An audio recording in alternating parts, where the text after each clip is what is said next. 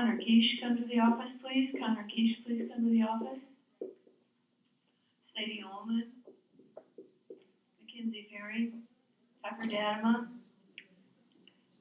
Eric Gall, Bryce Cox, Ashley Markle, Zach Abbott, Nick Dyer, Laura Anderson, Logan Dahlbeck, Grace Gryman, Jay Scrignitz, Drew Hurst, Courtney Fletcher. Megan Atkins, please come to the office.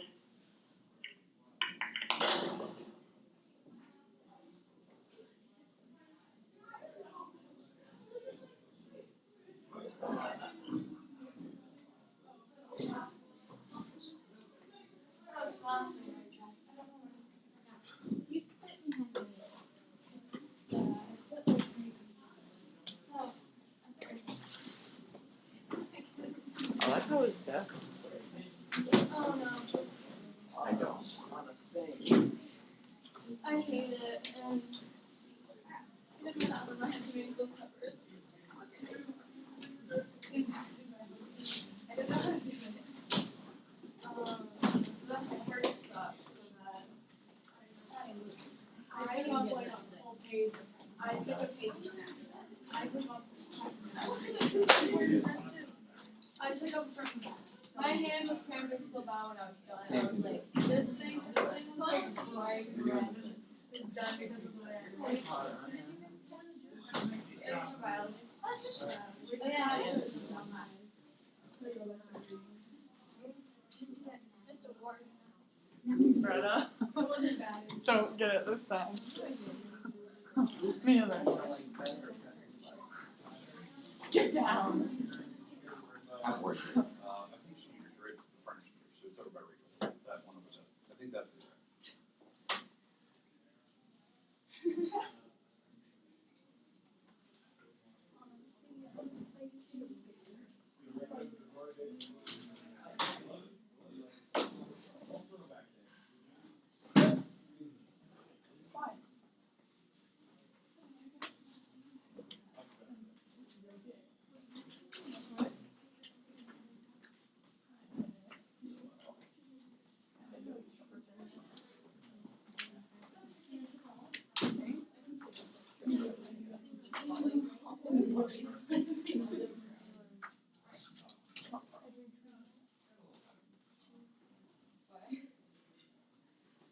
Oh, that's not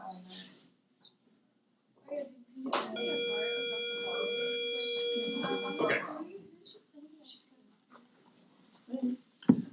I think, James, I moved you forward. I think you're right in front of Cassidy here. So, or Lucy, actually.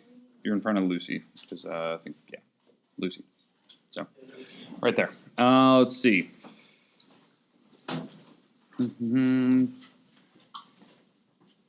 Okay. Is it Pridmore or Pridemore? Pridmore? Okay. Is she gone today? I'm not. I don't know her. I don't know her personally, so I'm sorry. If she's here, I'm really sorry. I don't know you. So I wonder where she's at.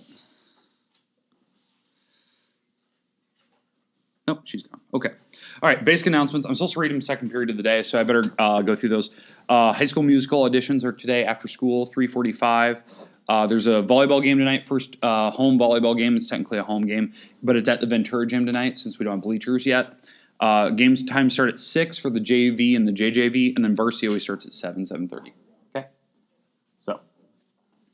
Okay. Tomorrow, I know there's the inter squad cross country meet. It's always at the golf course. So if you want to support them, that starts at 4. It's kind of a tradition for them.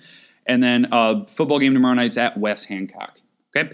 Lunch day is macaroni and cheese, grapes, green beans, salad with dressing, and a fruit. So there you go. Okay.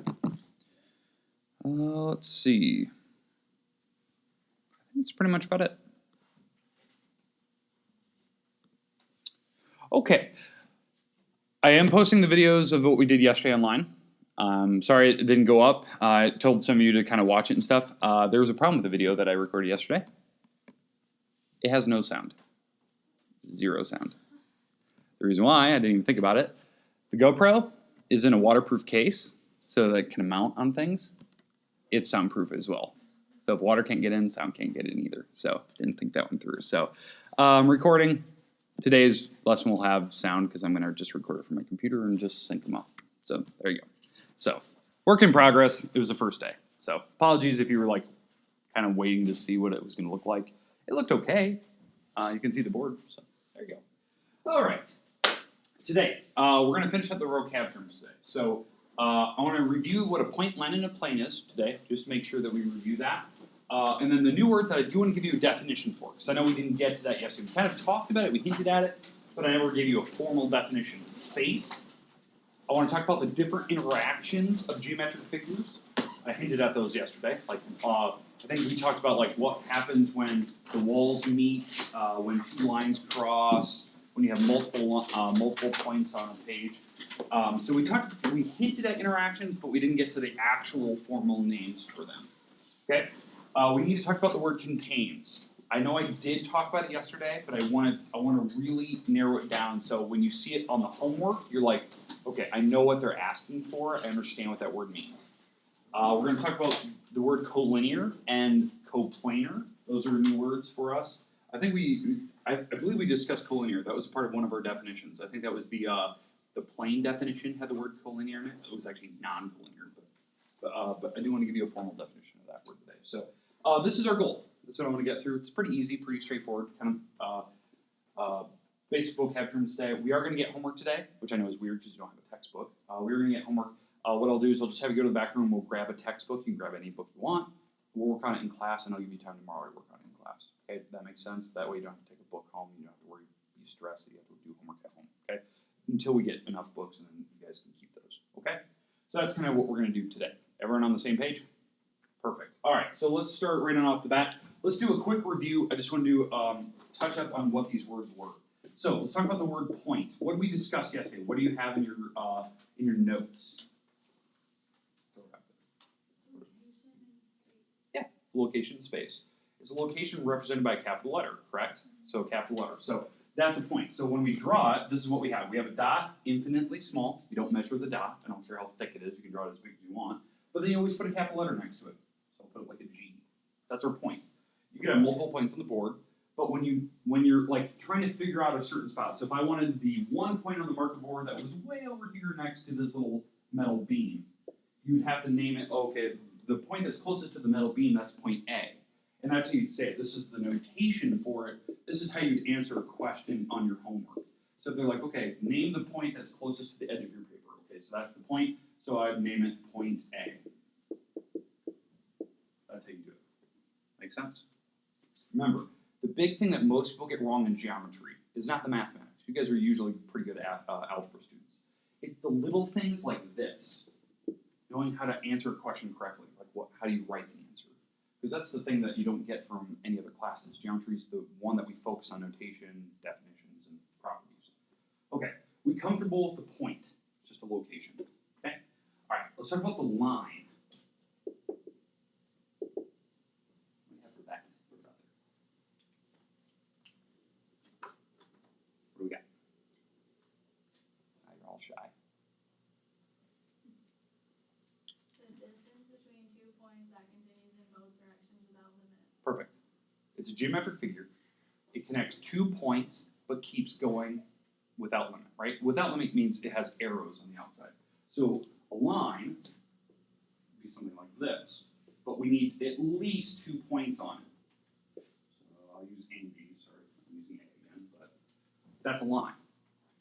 Has arrows. You need arrows. Now, if I had multiple lines on the board, fine, but you have to name it. You have to use 2 letters. Have to. We'll explain the differences here today because sometimes they'll label these different. So I'll explain that here in a minute. But like you said, 2 points connected, and the line keeps going in both directions. So when we name this, the notation's a big one.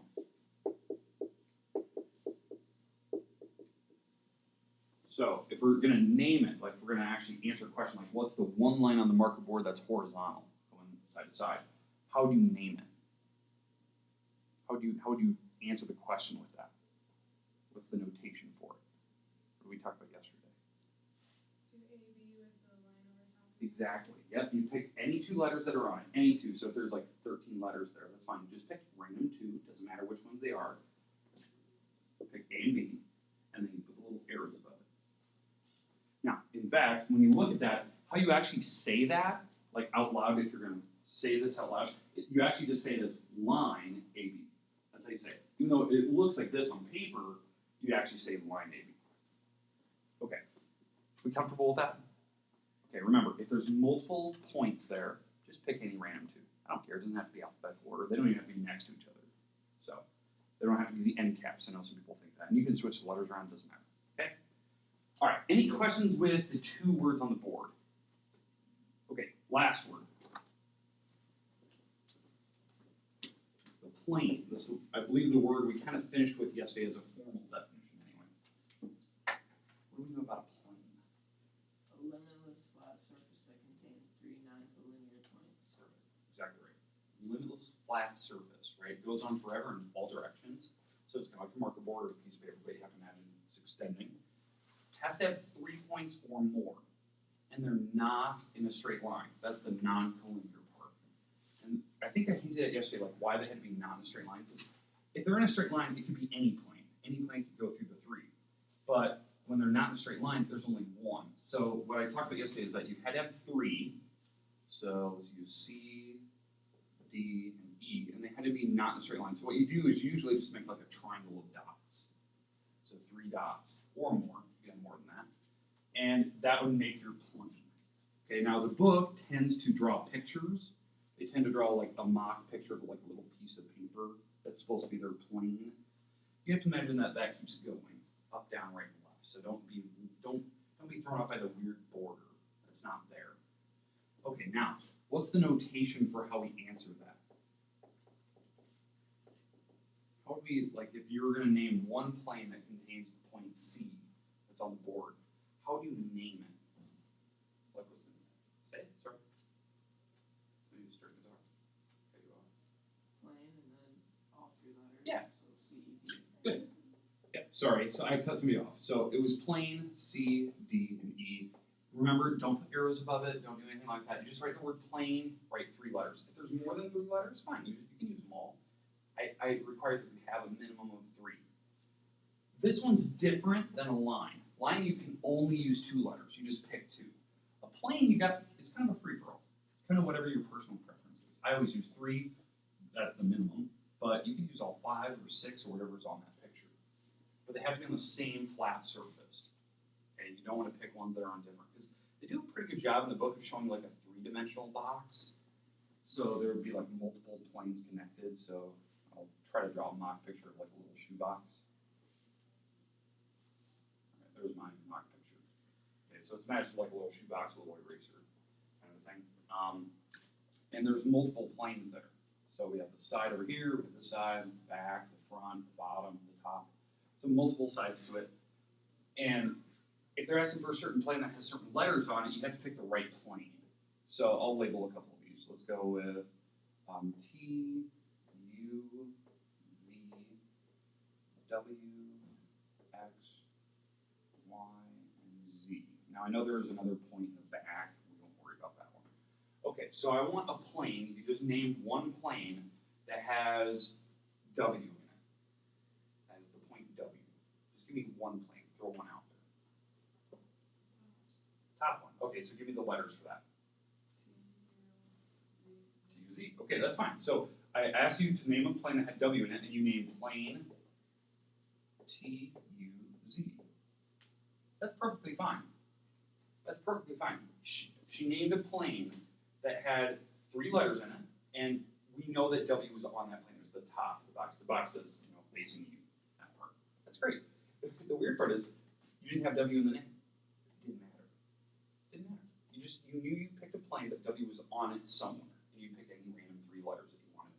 In fact, it was kind of a free for all. You could have picked any of the 3 planes really. You could have picked the top one here, the side, or this front facing one, because they all have W on them. So it was kind of a free for all. You're going to notice that from the first homework assignment, there's multiple different answers you could have, because it's very open-ended. Like name one plane, name 2 planes. Then you have multiple options. But again, you could have used all the letters. Maybe you were that person that went, okay, I want the top one. I want a T-U-W-Z. That's fine. It's the exact same one we just listed before. You just used 4 letters instead of. Okay, do we feel comfortable with notation stuff? That's the big thing that people get wrong. I don't know why. especially like arrows. Okay. Now, here's the thing we got to talk about. The thing I didn't hint at yesterday is that the book, every book, not just your textbook, but every textbook, I have multiple geometry books in the back.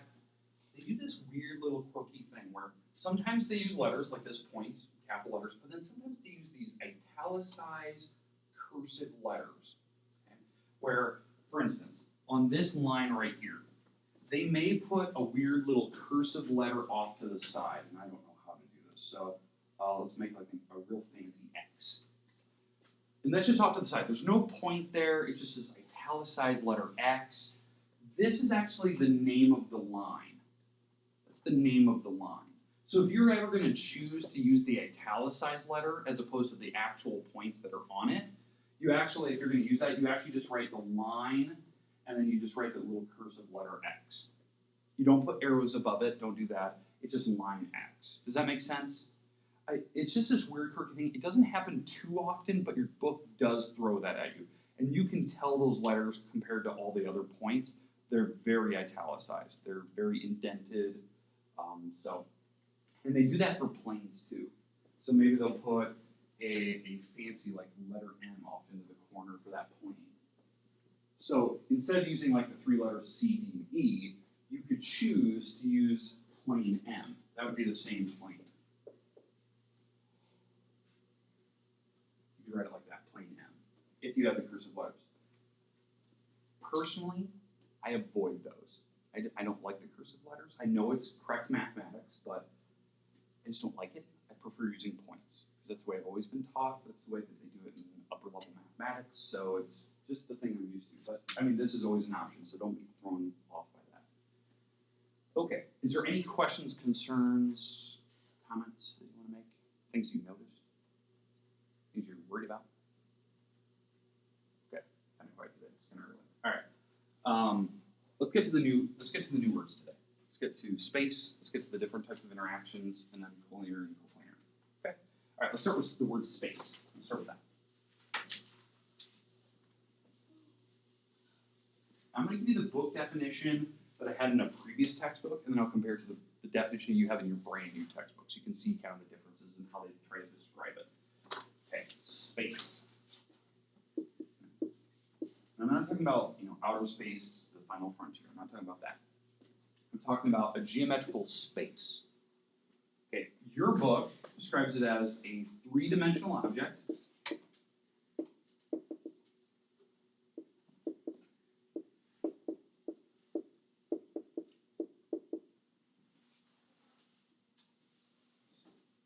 as the set of all points. It's a three-dimensional object that represents it as the set of all points. It's every point in this room. So for instance, how many people in this room today have already drawn pictures on their paper? Like drawn points, planes, anything like that? Has anyone attempted that today? Okay, we at least have one. So the idea is that I did a couple pictures on my marker board. You have a couple pictures on your paper. We have now officially established space in the room, because according to this, it's any three-dimensional object. This room is three-dimensional. It has height, width, depth to it, right? So it's 3 dimensions. And it's the set of every point in the room. So if you have points in your paper, I have points on my marker board, we've now established everything in the room is now in space here. So it's pretty straightforward. This right here is actually what I had in a previous math geometry book. And actually in every geometry book I've ever taught out of, that right there, that part that I underlined, is actually the definition that most textbooks use. Just that's all they say, the set of all points. I'm going to get a little more specific than that. This is a little vague. I like this idea of 3 dimensions. Some people can really kind of see that. I'm going to get a little more specific. Here's what we need. We need 4 non-coplanar points. Put that as a little star. That's way more specific. That establishes space. Now, again, I threw new vocabulary in there, I'm sorry. But 4 non-coplanar points.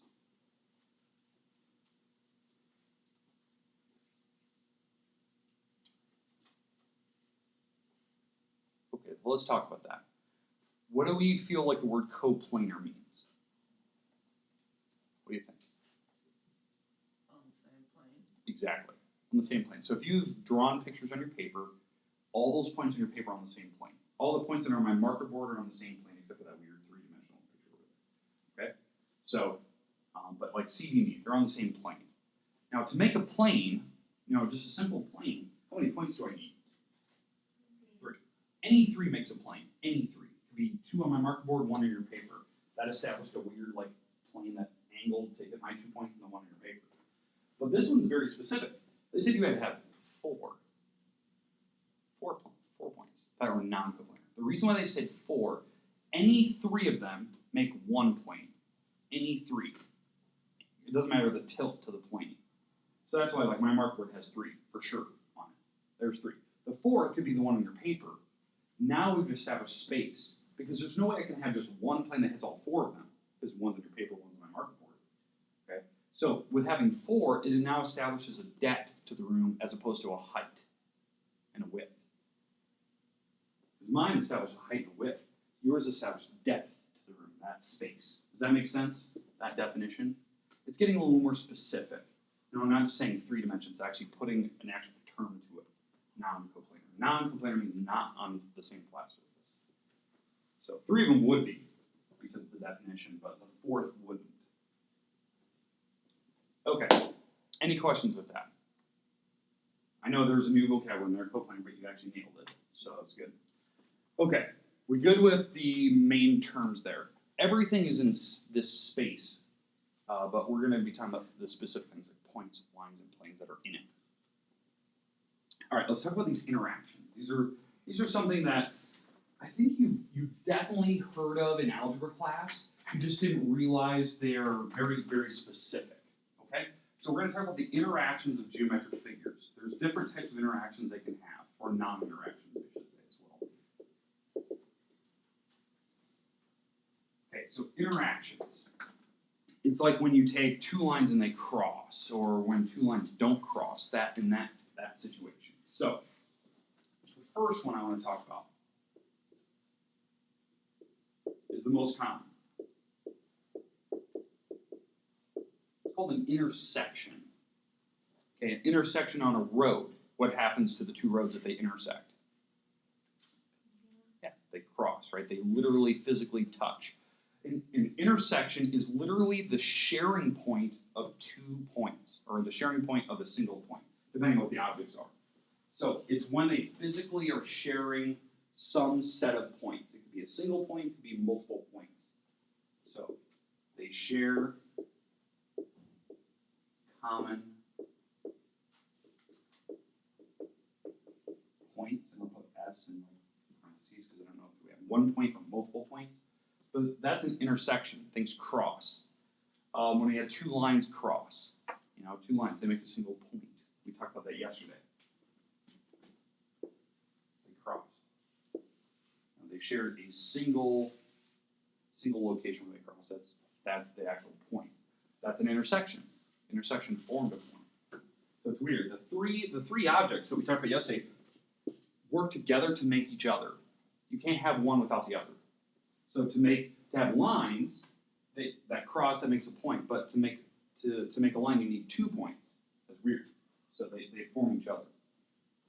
Okay, now the other type of interactions that we have, other than intersections where things cross, because planes can cross. Like my corner of the wall over there, that's where the 2 planes cross. We talked about that yesterday. Or when I think the example I give you in class is like you had a piece of bread in your hand, and you took a butter knife and you scored it. Well, you made a line on the bread because the 2 planes, the butter knife and the bread, cross each other. So it made a line on the bread. Okay, the other objects that we have. The second one is what happens if the 2 lines don't cross? They don't cross. They can be parallel to each other. There's a lack of intersection or lack of interaction. Now, the big thing about parallel, when I draw these lines that are perfectly parallel, and that's something you've definitely seen in algebra class. Did they share any points? No. I believe in algebra class, you guys described like parallel lines have the same slope. They have the same tilt. Slope is just like a tilt of lines, how far it rises to it runs. Okay, that's parallel. It's a lack of interaction. They literally are not touching. There's a certain spacing between that stays the same no matter what. That's parallel. Here's the thing. A lot of people don't realize, okay, algebra classes, the slopes are the same. In geometry, parallel is basically, it's two lines that do not intersect, and they have to be on the same plane. So, they do not intersecting, and they are on the same plane. So would you agree the two green lines that I have drawn on the marker board, they're on the same flat surface, on my marker board, right? They're on the same plane, but they cannot intersect. That's a definition of parallel for geometry. Non-intersecting and same plane. I know that's weird. It's an interaction, but it's a lack of interaction. We are going to come back to this topic later. This is a huge topic for us. Huge. So we will come back to that. I believe it's chapter 3 we come back to it. And I'll give you the formal definition again, and then I'm going to try to blow your minds with showing you something that will change your perspective on parallel. Okay? All right. Any questions with the second type? Third type.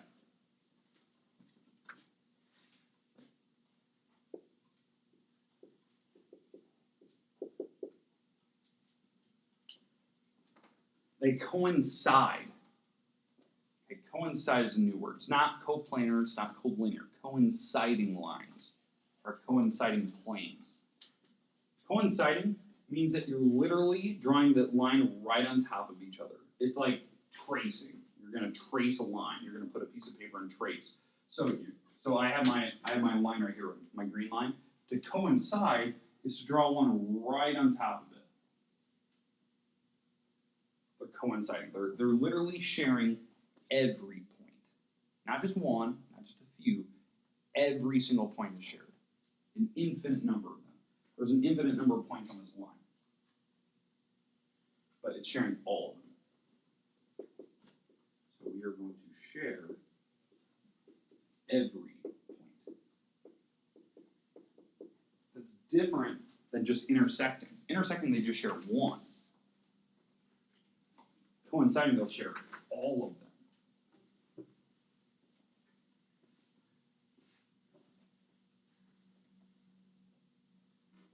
And then the last object, and it's kind of weird, kind of balance between they cross, they don't cross, they definitely touch.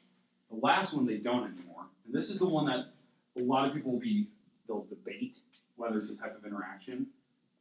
Number 4 is to be skew. S-K-E-W. Sorry, I'm really bad poor penmanship, sorry. To be skew. Again, it's like parallel, but it's a little bit different. Skew means that they don't cross, but they're not parallel either. So how could that be? How could I have two lines that don't cross, but they're not parallel? Think about that just for a few seconds.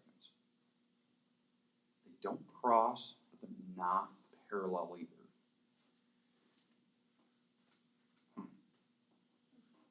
Yeah. How can that be? Can somebody describe like a situation where that could be true? What do you think? It could like go straight and then another one can go up and down.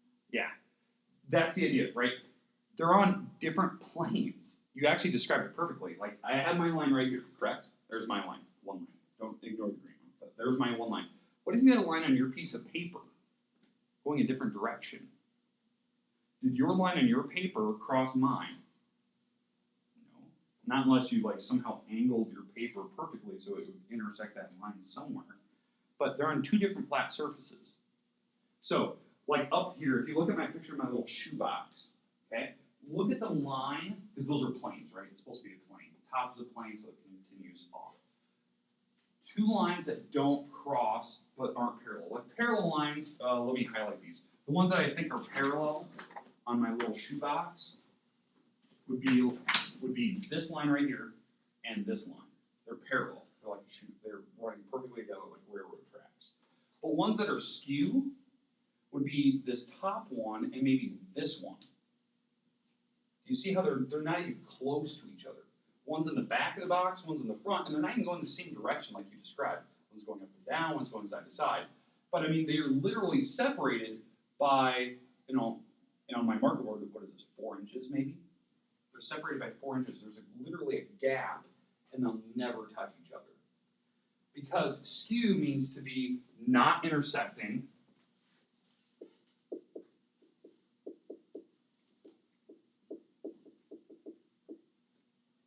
and non-coplanar. Again, I'm using that vocab term again. They're not on the same plane.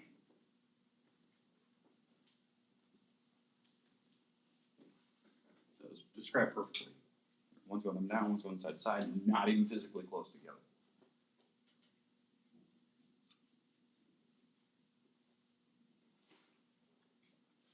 So you have to be careful. They can't be parallel. You can have lines that are parallel that don't touch, right? They could be on, it looks like they're on different planes, but you gotta be careful. Like we picked this one in the back because it's horizontal, and this one in the front that's going vertical.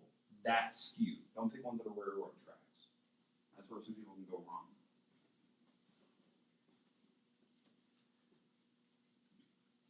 Okay, do we understand the 4 types of interactions? These objects, these types of interactions actually form the basis for all geometry. They form different objects. So when you have different planes crossing, they're gonna form a triangle. They're gonna form lines. They're gonna form, the different shapes that we're gonna learn. So that's why these interactions are actually incredibly important. And there's tons of properties that happen when you have parallel lines, and certain properties that happen when you interact or intersections of lines. So those are things we learned this year. But I want you to know the word. So if I start using a word like coinciding, okay, they're like literally on top of each other. It's the same picture. Okay. Any questions so far? Okay, not bad, not bad. All right, let's talk about this collinear coplanar idea, and then I can talk about the word contains. So we've already talked about them quite a bit, but I do want to give you the definitions for them. So, all right, so collinear. Let's do that one first.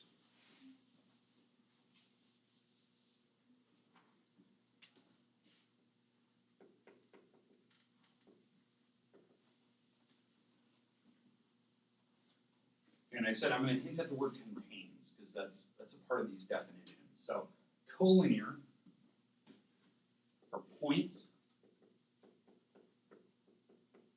that are contained on the same line.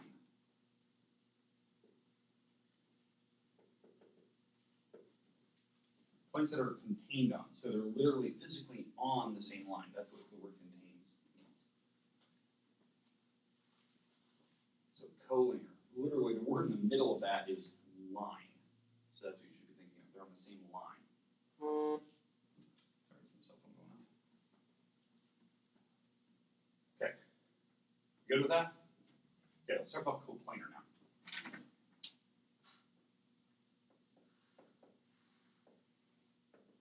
Okay, what do you think? Coplanar. Yeah. Points that are contained on the same plane. So it's almost the exact same definition.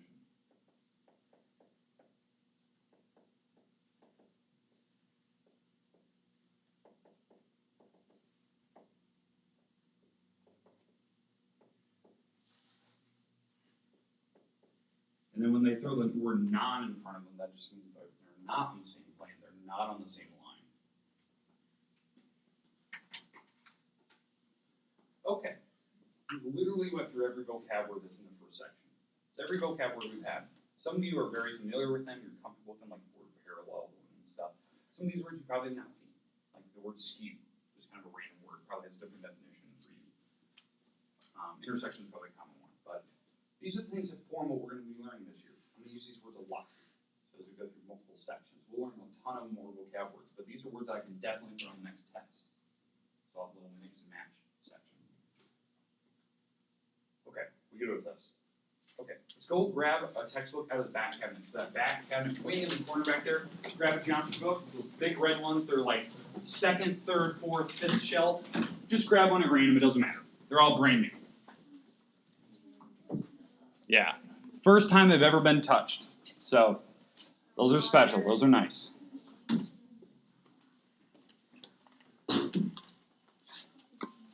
Eventually, later this week, you'll get to keep one. I'll assign you a number. For right now, I don't have enough textbooks, so we'll keep them in here, and I'll give you always enough time in class to work.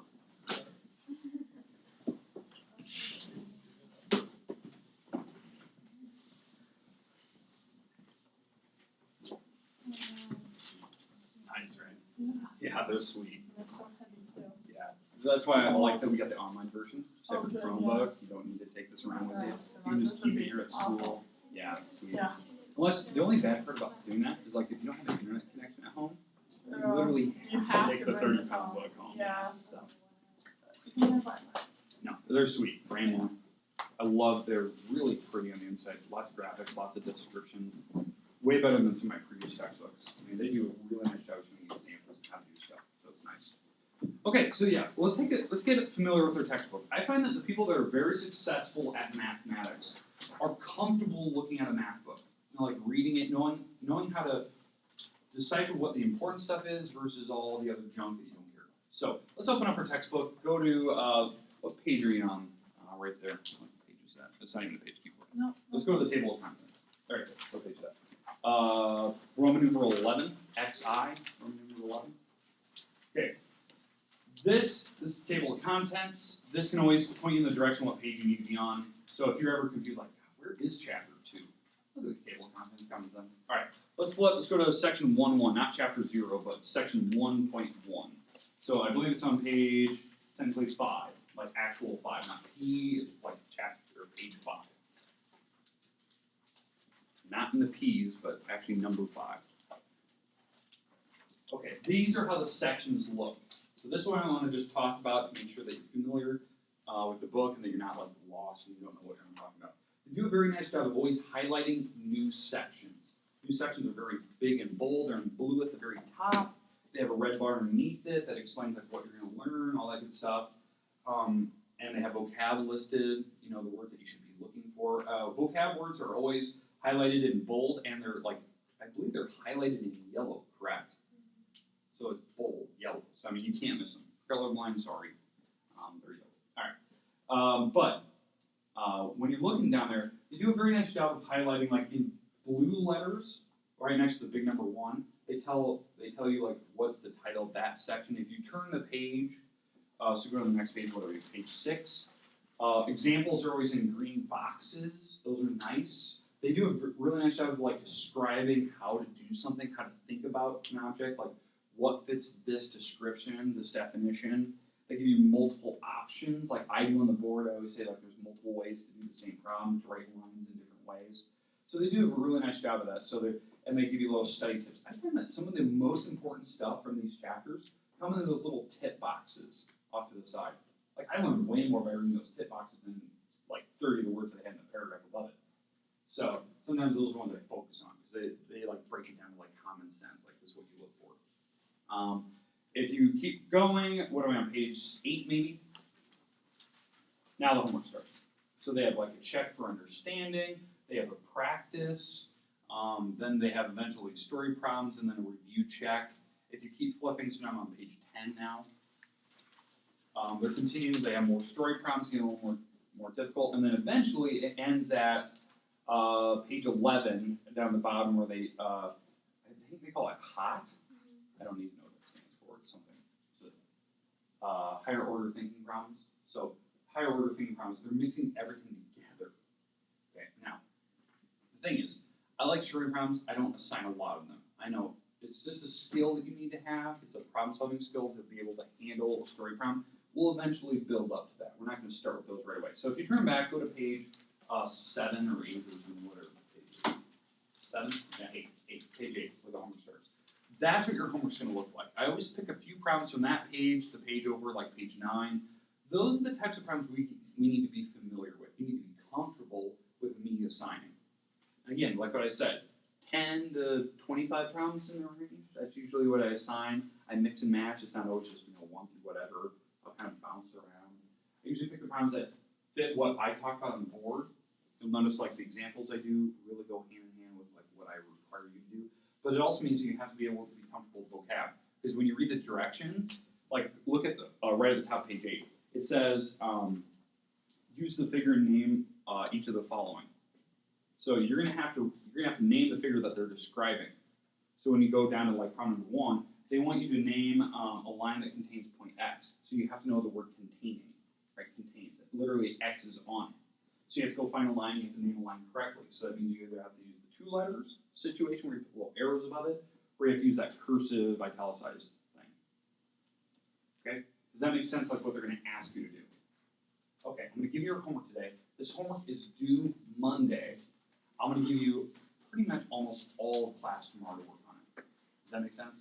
Because I want you to work on it in class, because you can ask me questions whether you're doing it right. And when we're here tomorrow, I'll literally be working on it with you. Okay? All right, so here's your homework today. I'm gonna put it on the board, I'll put it over there, and then I'll post it online tonight. The video, I know it's silly, the video I recorded yesterday will be online, even though I'm literally muted. You don't hear me at all. I know that seems weird to you. I like to put it up there because you can still see the marker board, so you can still see what I'm writing. Okay, but here's your homework assignment today. It's due Monday. Okay, it is page 8, 1 through 3, and then 8 through 21. That's it. That's your homework. Okay, we have.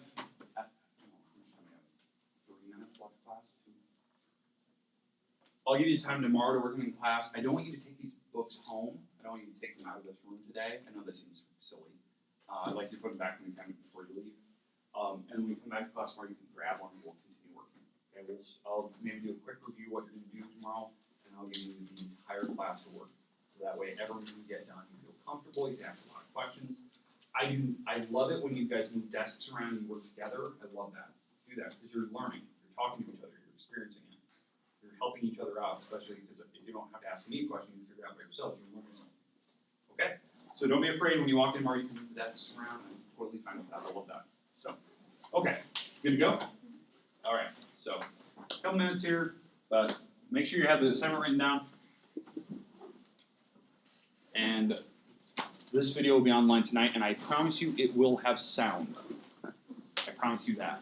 I'm literally recording on my computer right now. You'll be able to hear it.